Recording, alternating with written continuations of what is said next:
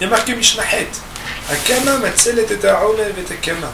Ha'omer, en matzilo et ha'omer vetakama. Ezo ikama shi matzelet et ha'omer, kol she'ena shikha, afilu kelach echad. Je ne sais pas si vous vous rappelez, on avait dit que Béhémet, la shikha, elle se fait et sur les épis encore debout et sur les gerbes déjà coupées. Ça veut dire qu'il y a deux manières. Akama, matzelet et ha'omer vetakama. Un épi encore debout, quand il est à ce point important qu'il n'est pas considéré comme un oubli. Je ne sais pas si vous vous rappelez dans le Mishnah plus haut, on avait dit qu'il y a certains types d'épis debout qui, de par leur volume, ou de par le volume qu'ils doivent avoir d'habitude, ils ne sont pas considérés comme shikha. Alors, un épi qui n'est pas considéré comme shikha, matzelet et ha'omer vetakama. Il sauve avec lui d'autres épis qui sont jouxtants, ou bien aussi des gerbes. Ça veut dire quoi? Ça veut dire, écoutez bien Rabotan, si quelqu'un considère que les épis qui sont par exemple dans un coin, le coin A, ils n'ont pas été oubliés, par exemple parce qu'ils sont trop considérables au niveau de leur quantité, et qu'on ne peut pas dire que tu les as oubliés, parce que sinon on n'aurait pas laissé autant. Alors, ça veut dire qu'on suppose que tu peux revenir les reprendre, d'accord? Mais si on suppose que tu peux revenir les reprendre, c'est que ce qui est juste à côté, aussi tu ne l'as pas oublié. Parce que oublier, ça veut dire ne pas revenir. Mais si à cause d'une chose tu dois revenir, alors tu reviens aussi pour les autres. Alors il dit ici, le Tana de la Mishnah, il dit que la kama pour laquelle tu peux revenir, elle sauve et la gerbe que tu aurais laissée et que si elle était isolée, tu n'aurais pas pu la reprendre, et aussi les épis debout. Pourquoi? Parce qu'à partir du moment où on sait que tu peux revenir pour cela, alors même ceux qui, de manière isolée, ont été considérés comme un oubli, n'est pas considéré comme un oubli. À Omer, par contre, pour la gerbe qui n'est pas considérée comme oubliée, on avait dit qu'il y a des types de gerbes qui sont trop importantes pour être considérées comme oubliées. Alors,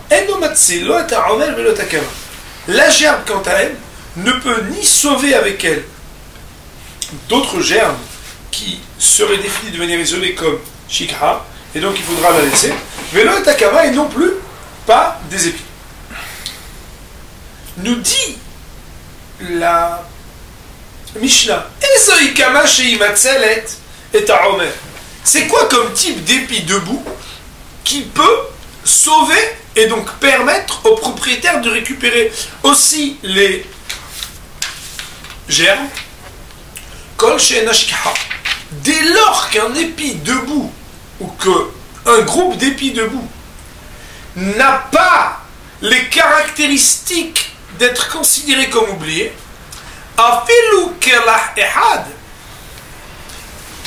même s'il s'agit même d'un seul épi, s'il est défini d'après la halakha comme non oublié, pour des raisons qu'on a déjà pu évoquer, qu'il est en bout par exemple de ligne, et qu'il a tracé, je ne sais pas si vous vous rappelez, la manière avec laquelle il est venu à moissonner, il a fait d'une manière continue, mais il aurait laissé une ligne entière.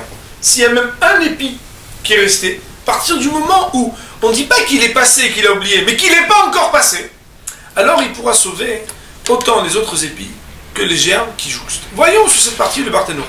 Je dis Barthénora, Kama, Matzelet, Ta'omer, Kama, Shelo, Shechaha, un épi qui n'aurait pas oublié, Shaita, Betzedornen, Sheshekaho, qui était placé à côté d'un tas de gerbes, d'une gerbe, Sheshekaho, qu'il avait pourtant oublié. Cet épi debout qui ne l'a pas oublié fait sauvetage à la gerbe. Pourquoi? Parce qu'elle n'est pas considérée comme un oubli, cette gerbe non plus. Dire-t-il, car il est marqué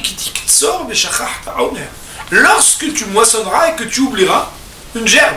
Ça veut dire quoi? Puisqu'on dit que ce que tu auras oublié, le mot oublié, il est à côté de la moisson. Nous dit Barthénora le commentaire, une gerbe qui est entourée de quelque chose qui a été moissonné, alors elle est considérée comme shikha, comme un oubli que tu ne peux plus récupérer. Mais pas une gerbe qui est entourée d'épis encore debout. alors cela peut sauver aussi bien les gerbes que les épis debout. On parle de quelqu'un. S'il avait oublié un épi,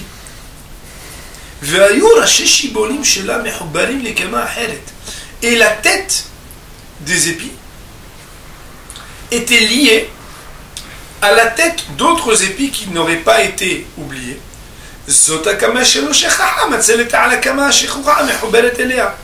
Cet épi qui n'est pas oublié vient sauver l'épi oublié qui lui est lié. Il ne serait pas considéré comme shikha. Par contre, ça c'est valable pour l'épi qui sauve la gerbe ou qui sauve les épis. Mais la gerbe elle ne peut pas. Ça veut dire quoi? S'il y avait une gerbe oubliée, ou bien un épi oublié, à côté d'une gerbe qui n'a pas été oubliée,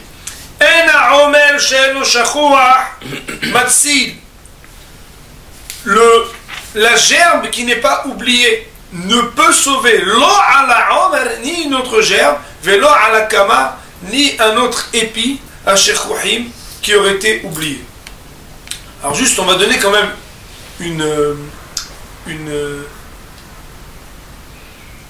une réponse. Pourquoi? Alors a priori la pashtout c'est que a priori c'est un hitouche de dire qu'on peut sauver. Qu'est-ce qui nous permet de dire qu'on peut sauver? C'est parce que dans le verset marqué c'est que pour parler d'oubli il faut parler qu'il y ait quelque chose de moissonné ou pas autour de la gerbe.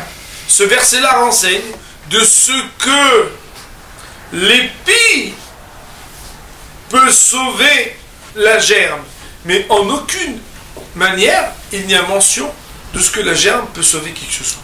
Baruch Adonai Le'olam, Amen ve Amen.